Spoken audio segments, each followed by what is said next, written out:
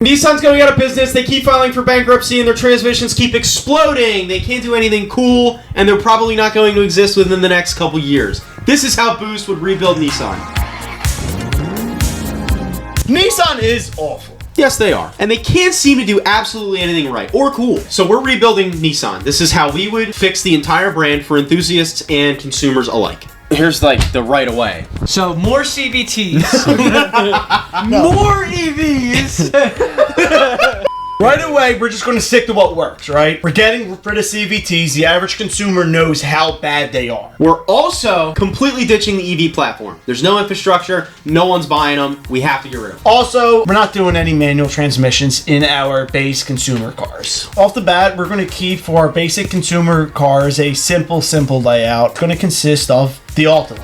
And that's it, actually. That's all we need for a sedan. Sedans don't really sell like they used to, so keeping one sedan in our lineup is the play here. Yeah. You can do cheap trims. You might be able to get a little bit fancy with it. That's it. It's just a base sedan. It's nothing exciting. Moving on to SUVs. Yeah, SUVs sell, and that's why we have 3 of them. Every single dealership has to have a photo of Darth Vader in it for our 2-row Nissan Rogue. It's just going to be our 2-row base SUV for your soccer moms. Yeah, if you buy one of these the first year we take over the company, you will get a full life-size cardboard cutout of Darth Vader in the passenger seat that you cannot remove. And if you make a really bad driving decision, he looks at you and he strangles you with the Force. There's nothing fancy about it. It's just going to be our base level SUV, which brings us to our step up, our 3-row SUV, which will be our Pathfinder, and our all-new reworked Nissan Armada.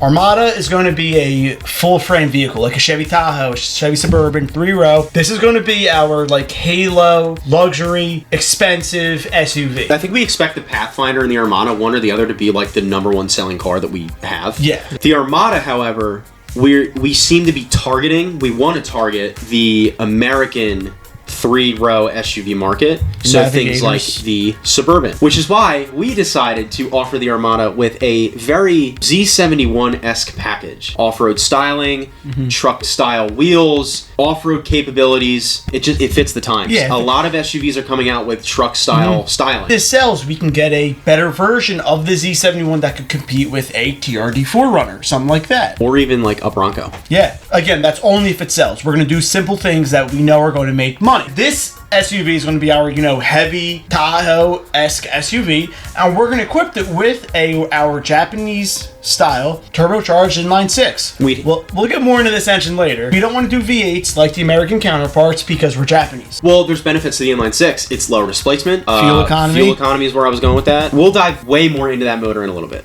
Infiniti. So, Infiniti, we hate you guys. We're completely getting rid of Infiniti. Infiniti fucking sucks. No, I'm kidding. Just kidding. We are completely rehauling it, though. No trims are staying the same. We're getting rid of every single engine because at the end of the day, the Infiniti customers have a bad name. The cars have a bad name.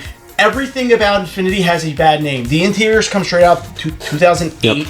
It's just there's nothing good about Infiniti anymore. They're outdated. They depreciate. We want to get rid of the entire drivetrain, the entire exterior styling. We want to literally have a clean slate. We're going to be comparing Infiniti to what it's supposed to be competing with: German luxury sports sedans. Yeah. We're going to keep this lineup very simple. We're going to have our BMW 2 Series competition car. This car is going to share the platform with one of our sports cars. We'll talk about that sports car in a little bit, but the same motors, it's going to be that sports car with a tuxedo on. That's all it's going to be. It's going to be a 2-door coupe luxury sports sedan. Yeah. Our next sedan is going to be competing against the 3 Series and 4 Series BMW. This is going to have the same exact engine from the Armada. It is a inline-6 turbo. These are exclusive to Infiniti, and they are luxury sports sedans. We're going to try to compete with the base series and maybe like an M3 or M2 or M4. That's what these cars are. We're keeping it simple.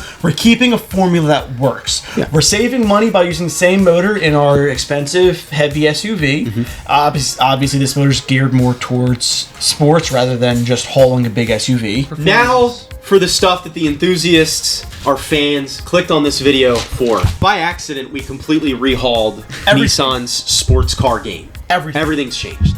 For a good reason. We are bringing Nissan back into the entry-level sports car game the right way, because they clearly tried with the Z as it is now. And it's $70,000 at dealerships. And yeah, they didn't make enough of them, so dealers felt they could mark them up 20, 30 grand. We're not allowing that because we're going to develop a completely new platform. Or you could say we're bringing back a historic platform, because we are bringing back, for our entry-level sports car, the Silvia. This will be our S16 chassis. It's going to go back to being a rear-wheel drive 4-cylinder. We're not going to turbo it. I know it's going to get some people upset, but we'll come back to the turbo car in a little bit. Front engine, rear-wheel drive, naturally aspirated 4-cylinder. It's not going to try to do too much, and it doesn't have to. It's going to compete with cars like the GR86, the Subaru BRZ, the Mazda Miata, and the soon-to-be Honda Prelude. I think the whole point of this is to just, you offer the 6-speed manual, optional automatic, and you just get out of the way. You let it be what it needs to be. It's affordable and fun.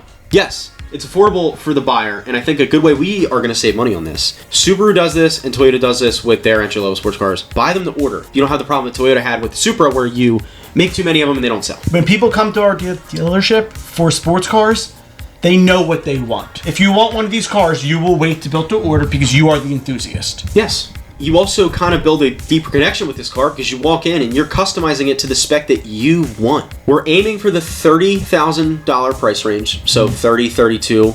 The Silvia name is super deep, and it's also known for being super versatile in aftermarket support. For the first time ever, I think it's the first time ever, we are going to offer, for about $5 grand more, a Nismo Silvia S16. This is going to have 800 horsepower, supercharged. No, it's not. From the factory.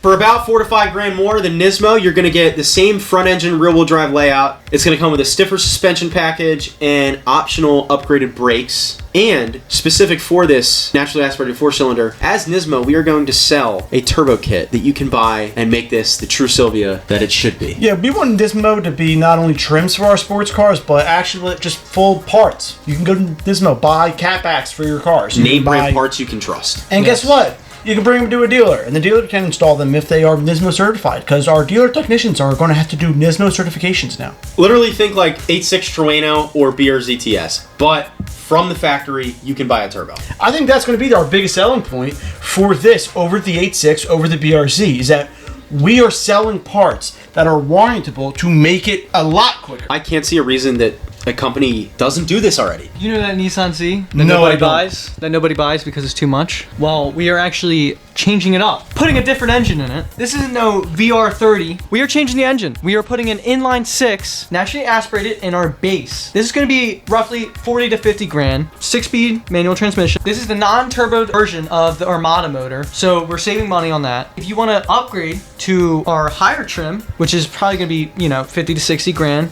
Now, the Nismo Z is going to be it's the same inline 6, but with a turbo. Obviously different Nismo styling, so like splitters, spoilers, all the works. Yeah. Oh, guys, and it's going to come with a manual. You can get the Nismo Z in a manual. I don't know why you can't do it now, but whatever. 6-speed Tremec, or I think that the perfect option for the automatic would be the ZF 8-speed. So far, we have this motor in the Armada. Mm-hmm. We have this motor in the NA version in the base Z. Mm-hmm. We have this motor in our 2 Infiniti sedans. We have this motor in like 4 or 5 cars already.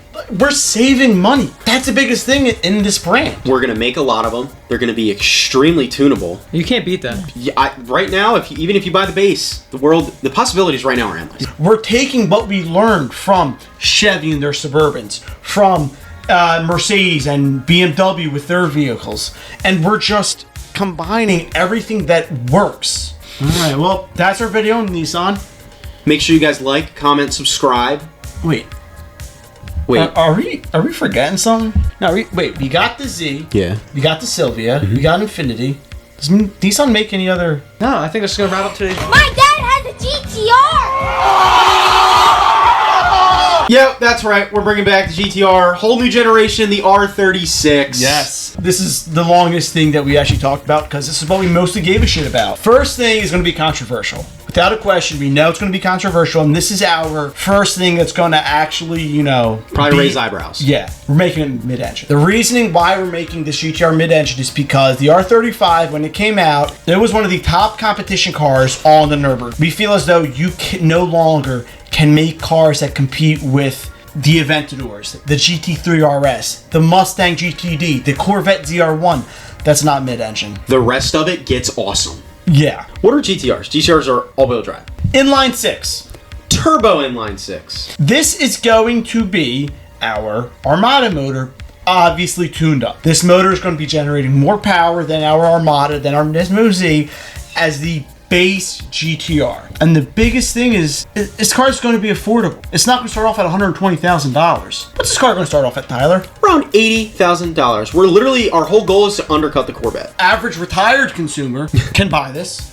Sure. And guess what? It will be at car meets from the average retired consumer. This is going to also be 7-speed DCT, like the ones that we see in the Mustang GT500s and stuff like that. Again, it's a platform that works, with the exception of we're trying something new for performance of making it mid-engine. Affordable 6-speed manual transmission or 7-speed DCT, turbocharged inline 6. You can get this in a manual. Can't do that with a Corvette. Nope. Mid-engine manual, there's only a handful of companies out there doing it. I know Lotus is doing it. Guess what? Booost Nissan is doing it. Speaking of Booost Nissan, what about more Booost? We have a performance line called Nismo, right? So what is the Nismo R36 GTR going to be like? This is balls to the walls. We don't want this car to be faster than a GT3 RS or a ZR1. We want this thing to be the fastest possible lap time you can get around the Nürburgring or any circuit. We're having that inline 6 engine, twin turbo. Crazy horsepower numbers. We are twin turboing this inline 6 that's now in, granted, Nismo GTR, base GTR, Nismo Z, base Z, Armada, and our 2 Infiniti sedans. That's 7 different vehicles right there. Immediately think about the tuning possibilities of the base Z, because it's the same platform as the Nismo GTR. Tuners, once they get their hands on these things, are going to go, you're going to see crazy horsepower numbers. Granted, you're going to have to put money into it, out of a base 350Z. Not even that. Truck guys love drag racing. Truck guys love power. People are going to do crazy shit to our Armada. We're going to have a beefier, better DCT. This one's going to go to an 8-speed automatic DCT. Semi-automatic, similar to Formula 1. Aren't we doing another transmission? Oh, that's right. Yeah, we're bringing the gated manual back, whether it makes sense or not. Yeah, listen to this car. Gated manual, mid-engine, twin-turboed, Japanese fuck of a car. This is going to be around $200,000 or more. This is our Halo car. Yes. This car literally meant for the track. Well, and with Nismo, obviously we're going to sell things like roll cages, plastic windshields, and screens. This is going to be a car that, like the Corvette ZR1, comes out, people are going to be like, oh, it's mid-engine. And then you read it and you realize this thing is too fucking cool to hate on it. This is how we would do Nissan. This is Nissan the right way. This is Nissan for not just a car enthusiast, not just a consumer, but everybody. Let us know in the comments what you think we got right, what you think we got wrong, and what you would change about Nissan right now. Make sure you guys like, comment, subscribe. We don't have to. I'll do a Bev. Oh my! Do you want a Bev? He almost got my act. Oh! Do you want a Bev? Yeah. No! Dum so hard. Touches the guy's wrist. Like restart? Yeah, the Nismo part. Yeah. Oh, like tum.